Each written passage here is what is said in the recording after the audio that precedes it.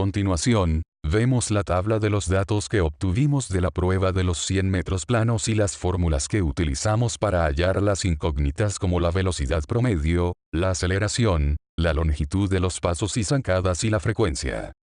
Gráficas de la correlación de la variable distancia. Tenemos las primeras gráficas de las correlaciones de distancia versus el tiempo, la velocidad promedio, la aceleración, y los pasos y zancadas. En la gráfica de distancia versus tiempo analizamos el tiempo que le llevó al sujeto en recorrer los diferentes tramos, desde el punto inicial al tramo 1 que equivale a un 33.3 metros. Le tomó un tiempo de 4.96 segundos, y del tramo 1 al tramo 2, que es la misma distancia de 33.3 metros. Le tomó un tiempo de 4 segundos dando a entender que duró menos tiempo en recorrer la misma distancia. Esto se debe también a la velocidad y aceleración obtenida en el tramo 2, que lo podemos observar en las gráficas de distancia versus velocidad promedio y distancias versus aceleración, donde efectivamente el sujeto tuvo una mayor velocidad en el tramo 2, y de igual manera aumentó su aceleración provocando que la distancia recorrida en los tramos 2 y 3 obtengan mejores tiempo.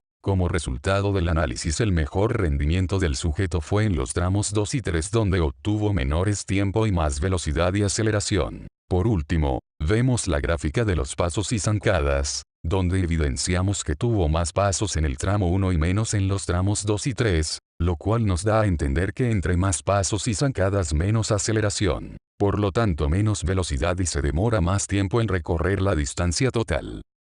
Gráficas de la correlación de la variable tiempo. Como vimos en las gráficas anteriores, estas también tienen relación en sí, analizando la primera gráfica del tiempo versus la aceleración, donde al iniciar y llegar al tramo 1 se tuvo una aceleración de 1.35. Luego vemos una aceleración en el tramo 2 que llegó a 1.75, teniendo una aceleración considerable se ve evidenciado en el tiempo que tardó en el tramo 1 y el tramo 2. Pero al llegar al tramo 3 el tiempo fue mayor. Evidenciamos una desaceleración a la que llevaba en el tramo 2, como podemos ver en la gráfica. Con relación a la velocidad promedio, sucede lo mismo donde analizamos que a mayor velocidad menos tiempo tarda, vemos que al llegar a una velocidad de 8.33, se evidencia el menor tiempo que tuvo que es de 4 segundos y al bajar su velocidad el tiempo aumentó de igual manera como fue en el tramo 1 y el tramo 3. Por último, tenemos el tiempo versus la longitud de los pasos, donde observamos que al tener una longitud más grande de los pasos,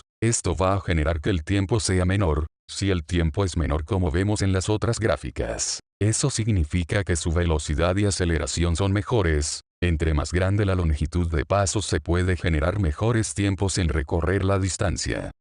Gráficas de la correlación de la variable velocidad promedio. Como analizamos la gráfica anterior, ahora veremos los pasos versus la longitud, en el cual observamos que al obtener más pasos, como vemos en el tramo 1, significa que la longitud de los pasos fue más corta. Pero si la longitud de los pasos aumenta como vemos en el tramo 2 la cantidad de pasos disminuye. Velocidad promedio versus los pasos y zancadas. Vemos que al obtener más cantidad de pasos y zancadas su velocidad va a ser menos, lo vemos evidenciado en la gráfica, donde en el tramo 1 obtuvo 22 pasos, que fue la cantidad más alta. Esto causó que su velocidad fuera la más baja con 6.70 en comparación al tramo 2. Y ya para finalizar, el análisis de las gráficas tenemos dos variables que son totalmente relacionadas. Como algunas gráficas analizadas anteriormente, vemos la velocidad versus la aceleración, donde nos muestra que el sujeto obtuvo su velocidad más alta cuando llegó a su máxima aceleración,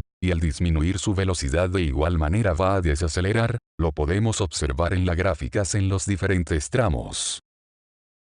Análisis de la posición, la velocidad y la aceleración de las articulaciones de tobillo, rodilla y muñeca. La aceleración es una magnitud vectorial, que sirve para expresar la manera en la que un cuerpo altera la velocidad, que lleva en una determinada trayectoria, según Isaac Newton, padre de la física y la mecánica. Nos indica que la aceleración está dispuesta por la fuerza que el objeto lleva consigo en el recorrido que se describe. La aceleración aprecia cuando la partícula experimenta un aumento de la velocidad en la misma dirección a la que va. Tobillo. Posición. Se observa en el video y en la gráfica, que la posición del tobillo derecho tiene más fuerza que el tobillo izquierdo, esto se debe a que realiza más fuerza con el pie de su pierna dominante. Luego se observa que el individuo en la posición de listos tiene su pierna izquierda totalmente extendida, y como se muestra en el modelaje 3D, el centro de gravedad que es el naranja está fuera del muñeco, lo que quiere decir que se encuentra en una posición de desequilibrio, llegando al tramo 1, donde el sujeto cambia su grado de inclinación y adopta una mejor posición. Pero al final se observa en la gráfica, hay una decadencia debido a que el sujeto lleva una fatiga a lo largo de la carrera. Velocidad.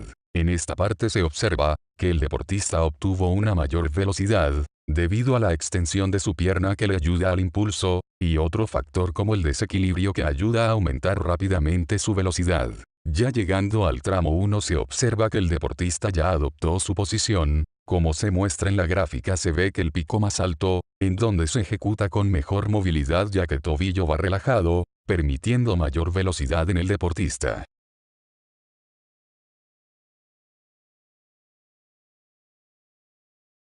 Aceleración. Se observa que el deportista adopta totalmente su postura en la mitad del tramo 2, donde se observa el pico más alto y el deportista logró un mayor rendimiento de su zancada, y por supuesto de su aceleración.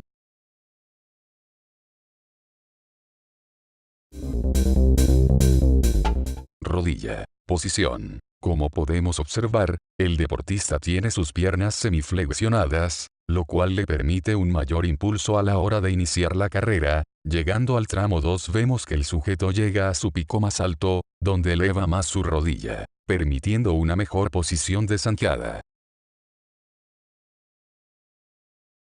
Velocidad.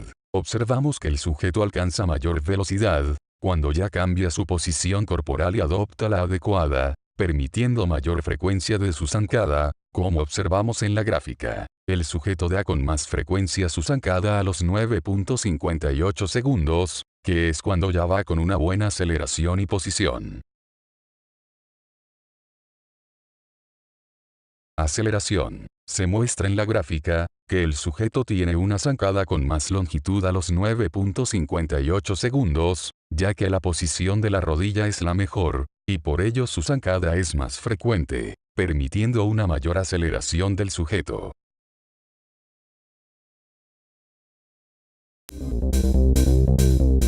Muñeca. Posición. Se observa que el sujeto lleva de forma relajada la muñeca, permitiendo la mejor posición en la fase inicial, como se muestra en los picos más altos de la gráfica. Se observa que el deportista lleva sus manos a un ángulo de 90 grados, pero se observa que en la parte final de la gráfica el último tramo hay una decadencia debido al cansancio del sujeto, se ve que lleva su muñeca tensionada y una mala brazada.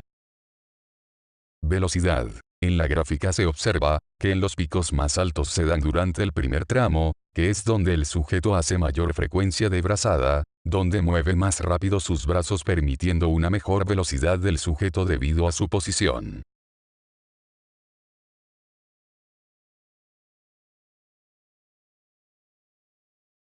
Aceleración. En esta gráfica se presentan los picos más altos, se encuentran llegando al tramo 2, donde el sujeto adopta mejor su posición, lo cual le permite mejorar tanto brazada como zancada, para lograr su mayor aceleración entre los 6.37 segundos, hasta los 9.55 segundos.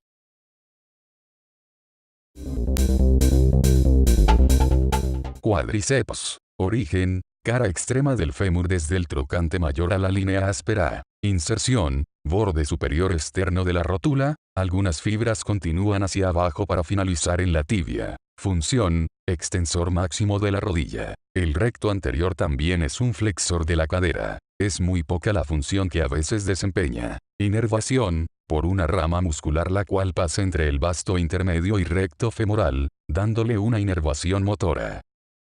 Isquiotibiales. Origen. Tuberosidad isquiática. Inserción. Parte posterior del cóndilo medial de la tibia. Función. Extensión de la cadera. Flexión de rodilla. Rotación interna de la cadera cuando la rodilla está flexionada. Inervación. Parte tibial del nervio ciático.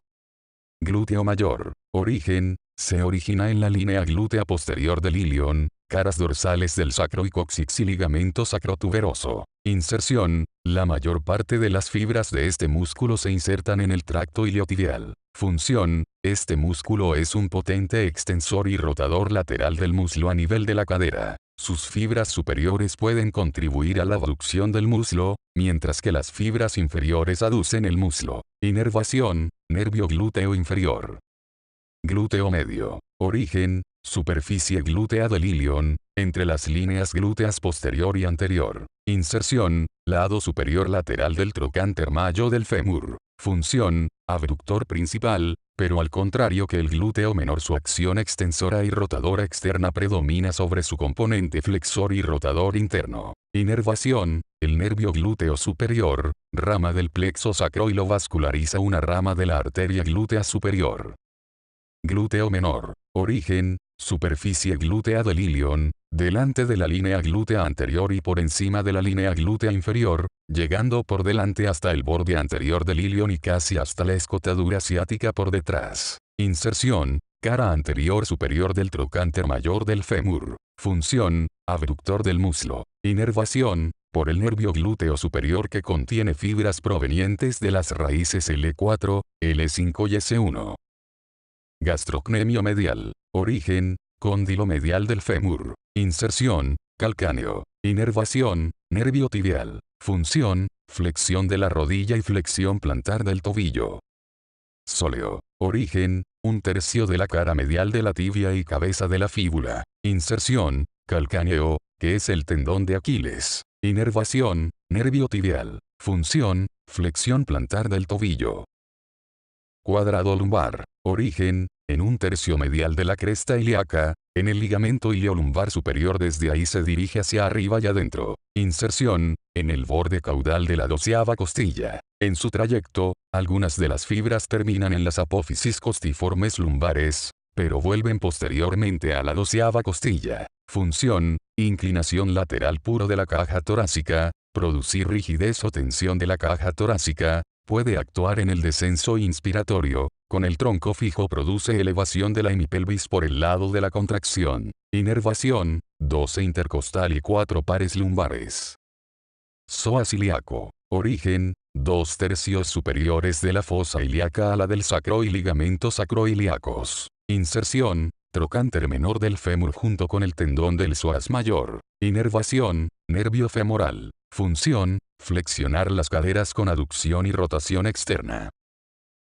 Acromión. Origen, se forma en el punto, donde el borde interior o medial, se encuentra con el lateral final de la clavícula. Inserción, está en la parte de la escápula, en forma de saliente en la parte superior y externa del hombro. Inervación, por las ramas del plexo braquial. Función, hace el movimiento de deslizamiento en contra de los resultados de la clavícula, en la acción del movimiento del brazo.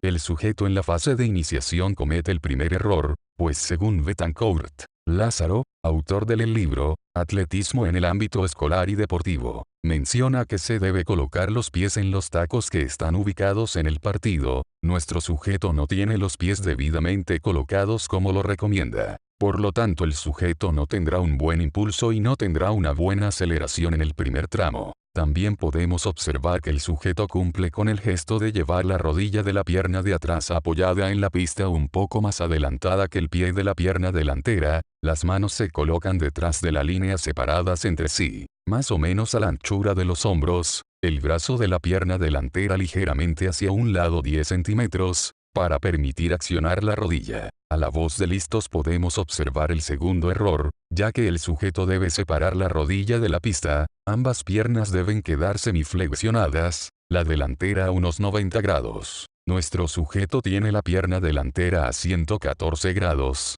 24 grados más extendida de lo recomendado y la pierna trasera debe estar entre 125 y 135 grados. Nuestro sujeto la tiene a 116 grados, 9 grados menos de lo recomendado por Betancourt. También podemos observar que el sujeto tiene buenos comportamientos en esta fase, ya que eleva la cadera arriba al frente algo más que la altura de los hombros, lo que permite que se ejerza la presión necesaria sobre los bloques. Los hombros adelantan un poco la línea de salida y el peso del cuerpo se distribuye en los 4 apoyos, el cuello va relajado, y toda la atención del atleta se concentra en las acciones que deberá realizar al sonido de la tabla. En una reacción refleja que el atleta se empuja sobre los bloques, al tiempo que las manos y brazos se separan de la pista produciéndose un desequilibrio y la puesta en marcha. La pierna de atrás avanza flexionándose, accionando sobre el bloque mientras la pierna delantera se extiende empujando con energía, los brazos a su vez accionan inversamente a las piernas, pero con energía equilibrando el movimiento de las piernas y el tronco. Cuanto más fuerte sea el empuje, mayor será la reacción y velocidad de salida, pues en estas acciones desempeña un papel importantísimo la tercera ley de Newton, que dice que para cada acción existe una reacción igual y opuesta. Es decir que si un cuerpo A ejerce una acción sobre otro cuerpo B, este realiza sobre A otra acción igual y de sentido contrario. En el disparo podemos observar que nuestro sujeto mantiene las articulaciones del tobillo, rodilla y cadera, está bien alineado, pero observamos que en el tercer error, la articulación de la cadera a la articulación del hombro no hay una buena alineación, sino una curvatura, lo cual no permite que el sujeto no tenga una buena fase de iniciación. En el cuarto error podemos ver cómo la pierna de apoyo hace una leve curvatura, por lo tanto el sujeto pierde milésimas de segundo. Se debe tener en cuenta que la pierna de apoyo debe hacer un pequeño arrastre para impulsarse con los metatarsos. En el quinto error vemos que el sujeto no tiene fuerza suficiente para generar una mayor zancada, por este motivo, puede bajar su rendimiento en la fase aceleración. La zancada no es lo suficientemente alta. Para mejorar la zancada se necesita llevar el pie lo más pegado al glúteo, para lograr una extensión de la pierna, para que al momento de la fase vuelo el atleta llegue con los metatarsos y pueda generar mayor fuerza. En la siguiente imagen podemos observar que está sujeto en esta fase de vuelo su pierna derecha, que en este caso es la dominante, tiene un grado de 111 y su pierna de izquierda, que es la de apoyo, tiene un grado de 125. Al dar el siguiente paso, su pie dominante tiene un grado de 128 y su pie de apoyo tiene un grado de 104.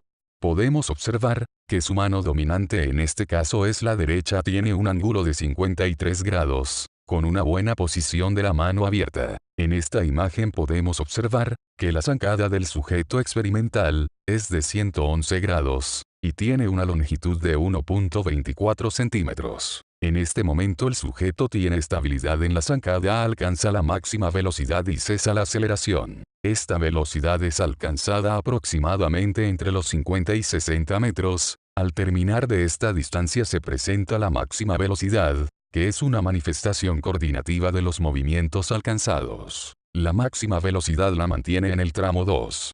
En el sexto error podemos observar que el sujeto no lleva la mano a la sien como es debido, pero podemos observar que las falanges de los huesos están bien abiertas y es una buena posición de su mano. Aquí podemos observar que el sujeto lleva todos sus segmentos corporales relajados, para terminar los últimos 33.3, donde se genera la fase de desaceleración. Esta fase se presenta por la disminución de la frecuencia de la zancada, producto de una fatiga neuromuscular. Aunque la longitud de la zancada se mantiene, su tendencia es a aumentar. De esta forma se produce un freno, porque el contacto con el piso está por delante de la proyección del centro de gravedad. En el momento de la llegada el sujeto, para completar oficialmente el recorrido de la carrera, debe alcanzar con una parte de su tronco el plano vertical al borde más cercano de la línea de meta. Por ello el deportista realiza una mayor inclinación del cuerpo y flexión del tronco, para alcanzar la línea de llegada. Una de las técnicas empleadas en esta fase final de la carrera,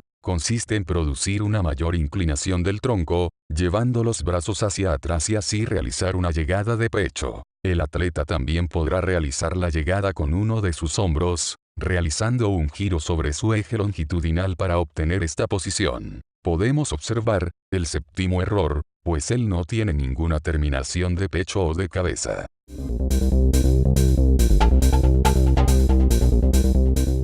La salida, como podemos observar, el sujeto del video del lado izquierdo tiene apoyados los metatarsos sobre el suelo y no en la superficie de los tacos de salida, como si los tiene el sujeto 2 del video del lado derecho. Esto va a causa que sube todo y tenga una salida más explosiva para una aceleración mayor.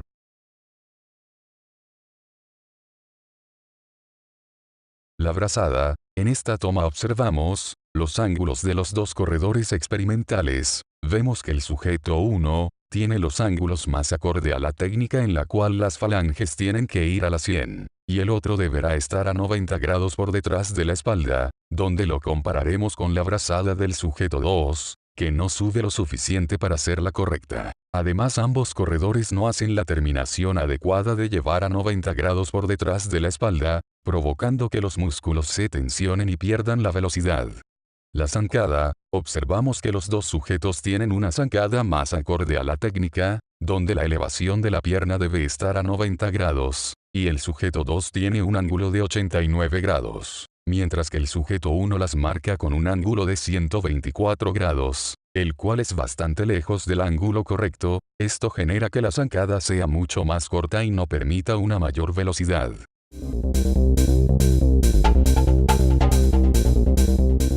El siguiente ejercicio metodológico será utilizado para el mejoramiento de la brazada. En este ejercicio metodológico se colocarán 5 conos de forma vertical para trabajar la pierna derecha y posteriormente se colocarán 5 conos de forma vertical para trabajar la pierna izquierda. El siguiente ejercicio metodológico será utilizado para el mejoramiento de la zancada. En este ejercicio se colocarán 6 aros de forma pegada, en el cual el sujeto deberá pasarlos de forma alterna. Posteriormente se encontrarán 4 aros separados para mejorar la longitud de la zancada. En el siguiente ejercicio metodológico, será utilizado para el mejoramiento de la salida. En este ejercicio el sujeto se ubicará en la posición inicial, donde debe apoyarse sobre los partidores. El sujeto deberá impulsarse con la pierna derecha hacia adelante, llegando al aro colocado al frente del partidor. En el siguiente ejercicio metodológico, mejoraremos los movimientos de la muñeca y falanges. Se colocarán 6 conos de manera vertical, con una separación de una zancada, donde el deportista deberá llevar las falanges de su mano derecha e izquierda totalmente separadas y su mano deberá llegar a la altura de la 100. Este ejercicio metodológico sirve para mejorar la técnica de la zancada, como también la coordinación y la fuerza generada en los metatarsos al momento de la fase de apoyo. Consiste en dar pasos sin flexionar las rodillas, llevando una coordinación de la pierna izquierda con la derecha.